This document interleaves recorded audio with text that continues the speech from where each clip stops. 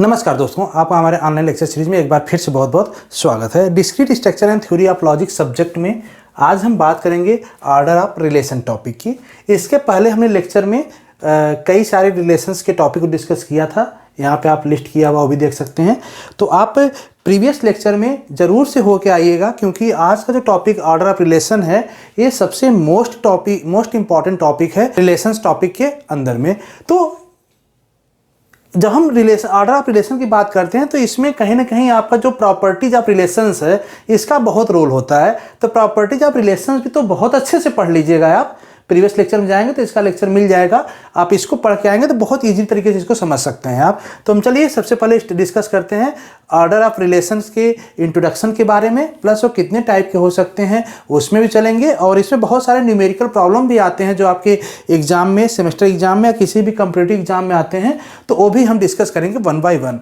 Lecture में आगे बढ़ने से पहले हम आपसे रिक्वेस्ट करेंगे कि आप हमारे चैनल पे अगर पहले फर्स्ट टाइम विजिट किए हैं तो हमारे चैनल को सब्सक्राइब जरूर कीजिए, क्योंकि इस पे आपके जितने भी इंजीनियरिंग टेक्निकल सब्जेक्ट हैं उसके सारे सब्जेक्ट के लेक्चर अवेलेबल हैं और कुछ सब्जेक्ट के अभी भी पाइपलाइन में हैं।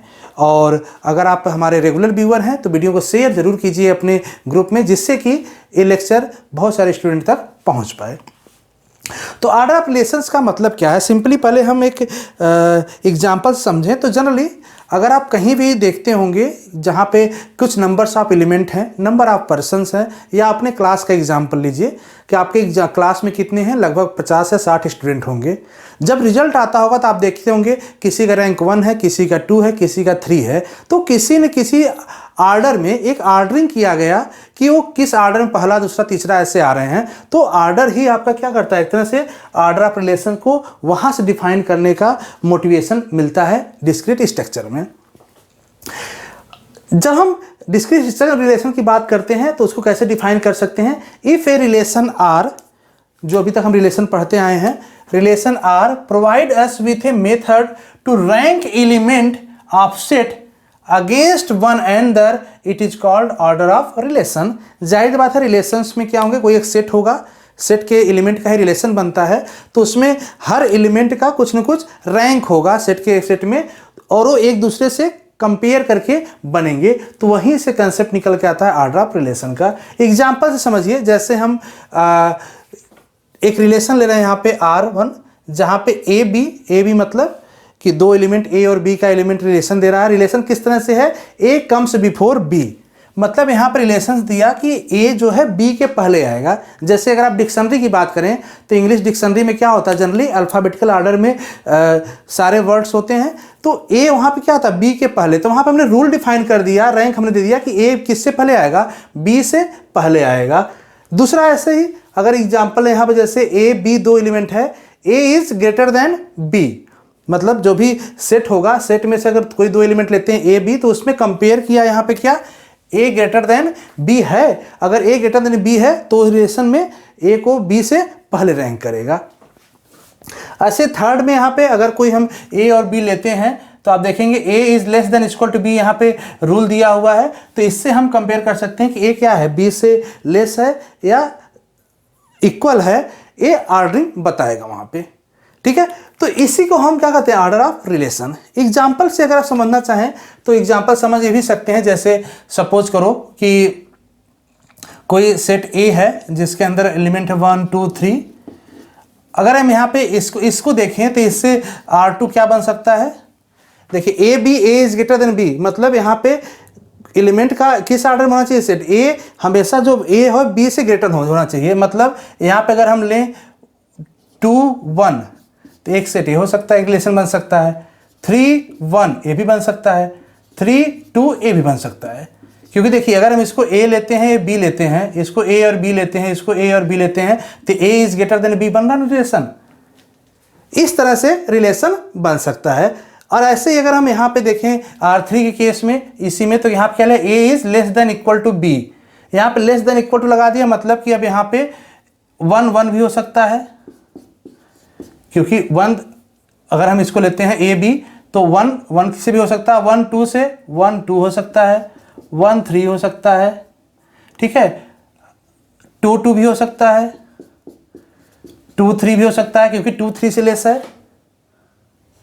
3 हो सकता है, 3 से लेस देन इक्वल में है, ये भी यहाँ पे हो सकता है। ठीक है, तो ये सारे किस पे आ जाएंगे, ये एक रिलेशन में आ गए कि इतने आपके सेट रिलेशन सेट बन रहे हैं। अब इसी रिलेशन को फर्दर डिफाइन करने के लिए हम 3 तरीके में डिवाइड कर सकते हैं। There are 3 types of relation. सबसे आता है पार्शियल, सबसे फर्स्ट आता है आपका पार्शियल ऑर्डर रिलेशन। ये मोस्ट इंपॉर्टेंट है, ये जनरली इससे ही क्वेश्चन आपका आता है, पार्शियल ऑर्डर रिलेशन। दूसरा आता है आपका टोटल और लीनियर ऑर्डर रिलेशन, ये भी इंपॉर्टेंट कैटेगरी में आता है। और थर्ड आता है आपका क्वासी ऑर्डर रिलेशन, ये इंपॉर्टेंट इतना नहीं है लेकिन कभी कभी 2 मार्क्स के क्वेश्चन में पूछ दिया जाता है कि क्या होता है क्वासी ऑर्डर रिलेशन। तो 1 बाय 1 हम तीनों के यहाँ पे समझेंगे और आगे इसके तीनों को समझने के बाद हम पार्शियल ऑर्डर को और डिटेल में समझेंगे, क्योंकि सबसे इंपॉर्टेंट टॉपिक कौन सा है, पार्शियल ऑर्डर रिलेशंस ही हैं। तो यहाँ पे अभी हम आज के लेक्चर में इसको बेसिक कंसेप्ट देखेंगे और नेक्स्ट लेक्चर में हम इसी को पार्शियल ऑर्डर रिलेशन को और डीप में लेके चलेंगे, जिससे आपको ज़्यादा बेटर अंडरस्टैंडिंग हो पाए।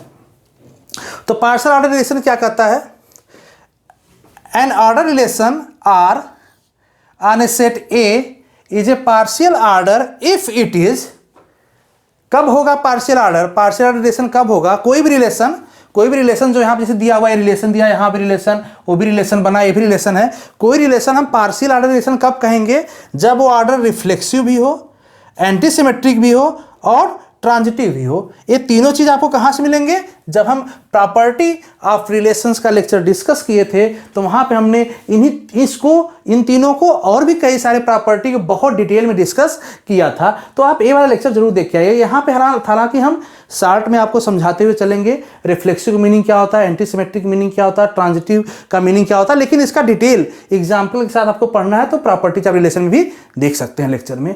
तो यहाँ पे क्या बोला कि कोई भी रिलेशन आर, जो भी रिलेशन है, यहाँ पे जैसे रिलेशन दिया हुआ है, इसका उस रिलेशन को हम पार्शियल ऑर्डर रिलेशन कब कहेंगे, जब वो रिफ्लेक्सिव की प्रॉपर्टी को फॉलो करे, एंटीसिमेट्रिक भी हो और ट्रांजिटिव भी हो। अब रिफ्लेक्सिव का मीनिंग क्या है, रिफ्लेक्सिव का मतलब क्या है कि हर एलिमेंट का, जैसे ए आर ए लिखा है, हर एलिमेंट का खुद से रिलेशन बनता हो और ये सारे ए के लिए for all A belongs to set A, मतलब हर एलिमेंट का हर एलिमेंट से रिलेशन बनना चाहिए। ठीक है, इसको भी हम एग्जांपल से भी देखेंगे। एंटीसिमेट्रिक का मीनिंग क्या है कि अगर कोई रिलेशन ए आर बी दिया हुआ है तो बी आर ए तभी होगा जब दोनों ए और बी इक्वल वैल्यू होंगे, अदरवाइज अगर ए आर बी आपके रिलेशन में है तो बी आर ए नहीं होना चाहिए, यही होता है एंटीसिमेट्रिक। अगर ए आर बी और बी आर है तो दोनों वहां दिख रहे हैं, तो मतलब उस केस में क्या है, ए और बी दोनों इक्वल हैं। अगर ए बी इक्वल नहीं है तो आइदर ए होगा या फिर ए वाला रिलेशन होगा, दोनों नहीं हो सकते। ठीक है, ट्रांजिटिव थर्ड प्रॉपर्टी क्या कहता है ट्रांजिटिव में, कि अगर ए आर बी, ए का बी से रिलेशन है, बी का सी से रिलेशन है, तो ए का सी से रिलेशन भी वहां पे रिलेशन में होना चाहिए, वहां पे दिखना चाहिए कि हाँ ए भी रिलेशन एक दिख रहा है। इसको एक एग्जांपल समझिए और अच्छे तरीके से समझ में आएगा आपको। चलिए यहां पे हम एग्जांपल लेते हैं, क्या लिखा है, so whether the relation A B belongs to R, कोई भी रिलेशन ए बी जो आर में बिलोंग करता है, if A is greater than equal to B defined on a set of integer, किसी इंटीजर के सेट पे, इंटीजर नंबर के सेट पॉजिटिव इंटीजर पे डिफाइंड किया जा रहा है, चेक करना है कि पार्शियल ऑर्डर रिलेशन उसका क्या हो सकता है। कंसीडर, फॉर एग्जांपल हम कंसीडर कर रहे हैं कि कोई सेट ए दिया हुआ है जिसमें पॉजिटिव इंटीजर 1 2 3 4 दिया हुआ है। ठीक है, अब रिलेशन यहां पे कैसे बनाना है, A is greater than equal to B. अब कैसे आप इजीली कर सकते हैं, आपको इजीली हम बताते हैं रिलेशन कैसे दिखा सकते हैं यहाँ पे, और रिलेशन बनाने के बाद फिर हम उसको शो करेंगे कि ये पार्शियल ऑर्डर है कि नहीं, इन तीनों प्रॉपर्टी से सेटिस्फाई करा के। तो चलिए अगर रिलेशन बनाना, सबसे पहले देखिए यहाँ पे ए भी ए है, हम एक ए और लेंगे, इसका क्रॉस प्रोडक्ट निकालेंगे, मतलब 1 2 3 4 1 2 3 4। ठीक है, A is greater than equal to B, देखिए क्या इसका इससे रिलेशन बन रहा है, हाँ ए मतलब ए, अगर हम इसको ए लेके चलें, इधर के एलिमेंट को बी लेके चलें, ठीक है, इधर सारे के ए हम मान के चल रहे हैं, इस वाले सारे को हम बी मान के चल रहे हैं, ए बी में रिलेशन ऐसा बन रहा है, 1 A is greater than equal to B बन रहा है, 1 का 2 से 1 2 से ग्रेटर नहीं है, 1 3 से ग्रेटर नहीं है, 1 4 से भी ग्रेटर नहीं, इक्वल नहीं है। अब 2 का देखिए, 2 1 2 is greater than equal to B, हाँ 2 is greater than equal to 2, वो भी आ जाएगा रिलेशन। 2 का 3 से नहीं हो सकता, 2 का 4 से नहीं हो सकता, क्योंकि 2 3 से भी लेस है और 4 से भी लेस है, तो इस क्राइटेरिया सेटिस्फाई नहीं होगा। 3 is greater than 1, 3 is greater than 2, 3 equal to 3। इसी तरह से 4 greater than 1, 4 greater than 2, 4 greater than 3, 4 equal to 4। यही रिलेशन बना। इसको अगर इस फॉर्म में हम लिखना चाहें तो कैसे लिख सकते हैं? एक तो 1 का 1 से रिलेशन बना, ठीक है, 2 का 1 से। देखिए अब यहां पे अगर इसको ए और बी लेके चलेंगे तो A is greater than equal to B condition satisfy हो रहा है ना। 2 का 2 से भी बन रहा है। 3 का 1, 3 1, 3 2, यहीं से हम ले रहे हैं 3 2, 3 3, ठीक है। और इसके बाद 4 1, 4 2, 4 3 एंड 4 4। एक क्या बन गया? एक रिलेशन बन गया। इस एलिमेंट के साथ ये रिलेशन बन गया जो कि इस क्राइटेरिया को, इस कंडीशन सेटिस्फाई कर रहा है। आप किसी को भी चेक कर सकते हैं, देख लीजिए। अगर इसको ए और बी मान चलेंगे तो A is greater than equal to B, दिख रहा है, ठीक है। तो यही आपका एक रिलेशन बना। अब इस रिलेशन को जो बना शो करना है कि पार्शियल ऑर्डर रिलेशन है या नहीं, तो उसके लिए क्या करना होगा आपको? ये 3 क्राइटेरिया, 3 प्रॉपर्टीज, तीनों को सेटिस्फाई यहां दिखाना पड़ेगा। तो पहला हम देखते हैं रिफ्लेक्सिव। क्या ये रिफ्लेक्सिव है? क्या रिफ्लेक्सिव है? ये रिफ्लेक्सिव क्या कहता है? एलिमेंट ए आर ए, मतलब खुद का खुद से रिलेशन होना चाहिए। तो मतलब 1 का 1 से रिलेशन, 2 का 2 से रिलेशन, 3 का 3 से रिलेशन, 4 का 4 से रिलेशन होना चाहिए। देखिए है, हाँ 1 का 1 से रिलेशन भी है यहाँ पे, 2 का 2 से रिलेशन है, 3 का 3 से रिलेशन है, 4 का 4 से रिलेशन है, मतलब ये रिफ्लेक्सिव तो है, ठीक है। अब दूसरा देखिए एंटी सिमेट्रिक। एंटी सिमेट्रिक है। एंटी सिमेट्रिक का मतलब जैसे मैंने बताया कि अगर ए आर बी है तो बी आर ए नहीं होना चाहिए। डिस्टिंक्ट एलिमेंट के लिए, सेम एलिमेंट की तो हो सकता है, ठीक है। सेम एलिमेंट मतलब जैसे अगर इसको हम ए बी लेते हैं, एक बार इसको हम एक बार ए लें, इसको बी लें, तो और दूसरी बार फिर से अगर हम इसको बी और ए मान लें तो आ जाएगा, ठीक है। इसीलिए डिस्टिंक्ट एलिमेंट के लिए इसको लेके चलिएगा। क्यों किसी देखिए ए आर बी, अगर यहाँ पे 2 1 देखिए दिया हुआ है, 2 1 अगर दिया है तो 1 2 इसमें नहीं होना चाहिए। ये नहीं होगा, अगर इसको ऑर्डर चेंज करेंगे तो 1 2 इसमें नहीं होगा, ठीक है। 3 1 है तो 1 3 इसमें नहीं होना चाहिए। अगर 3 2 है तो 2 3 इसमें नहीं होना चाहिए, ठीक है। ऐसे ही 4 1 है तो 1 4 नहीं होना चाहिए। तो ये भी क्या है? एंटी सिमेट्रिक प्रॉपर्टी फॉलो कर रहा है। अगर कहीं पे जैसे यहाँ 4 2 है और 2 4 भी इसमें आ जाता तब एंटी सिमेट्रिक प्रॉपर्टी फेल हो जाती है यहाँ पे, ठीक है। थर्ड देखिए ट्रांजिटिव। ट्रांजिटिव कैसे बन रहा है?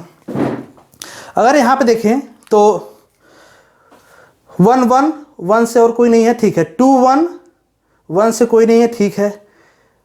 2 2 और 2 से और कहीं पे है, 2 1 2 1 2 2 दो ही बन रहा है, इसके अलावा तो बनेगा फिर 2 1 हो जाएगा, यही आ जाएगा, ठीक है। यहाँ पे देखिए 3 1 3 2। अब देखिए इसको देखिए 3 1 3 2 है, 3 से 1 3 से 2, ये भी नहीं आ रहा है। यहाँ देखिए 3 2 यहाँ पे आएगा, 3 2 से 2 2, ये देखिए 3 2 से 2 1 यहाँ पे ये मिल जाएगा आपको।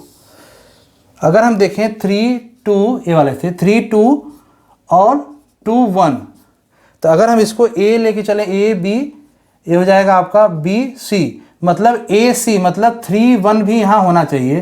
देखिए 3 1 है, यहाँ पे 3 1 है, मतलब कि ये ट्रांजिटिविटी भी फॉलो कर रहा है। और कोई ऐसा मैच कर रहा है जहाँ पे ट्रांजिटिविटी आ रहा हो? देखिए और 3 2 है, 2 से हो गया 3 3 4 1 4 1 1 से 1 4 1 हो जाएगा। 4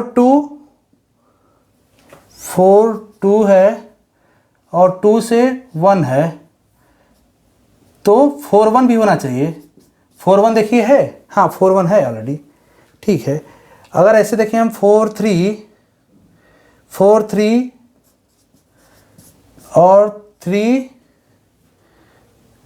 2, 4 1 4 3 और 3 2 देखें तो 4 2 भी होना चाहिए। 4 2 है, 4 2 भी है। मतलब यहाँ पे जो भी रिलेशन ट्रांजिटिविटी में आ रहे थे वो सारे क्राइटेरिया सेटिस्फाई कर रहे हैं। तो ये रिफ्लेक्सिव भी है, एंटी सिमेट्रिक भी है, ट्रांजिटिविटी भी यहाँ पे आ रही है। तो इसलिए ये रिलेशन क्या होगा, ये दिया हुआ रिलेशन आपका क्या है, पार्शियल ऑर्डर रिलेशन में आएगा।